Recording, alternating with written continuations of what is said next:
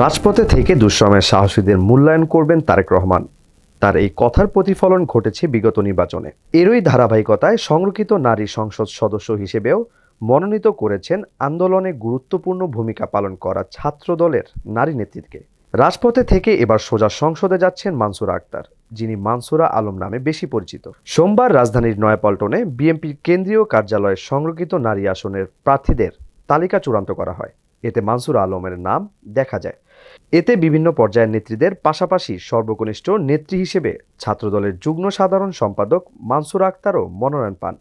ছাত্রদল থেকে সরাসরি জাতীয় সংসদে প্রতিনিধিত্ব করতে যাচ্ছেন তিনি। এরপর সামাজিক যোগাযোগ মাধ্যমে অভিনন্দনের বন্যা বয়ে যায়। নেতাকর্মীরা প্রধানমন্ত্রী তারেক রহমানকে ত্যাগীদের মূল্যায়ন করায় ধন্যবাদ জ্ঞাপন করেন। দীর্ঘদিন ধরে রাজপথে রাজনীতিতে সক্রিয় মানসুরা আক্তার ছাত্রদলের একজন পরিচিত মুখ।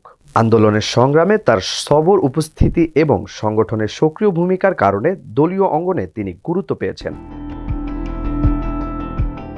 ছাত্র রাজনীতি থেকে উঠে আসা নেত্রীদের সংসদে অন্তর্ভুক্ত করা বিএনপির একটি কৌশলগত সিদ্ধান্ত, যা ভবিষ্যৎ নেতৃত্ব তৈরিতে সহায়ক হবে।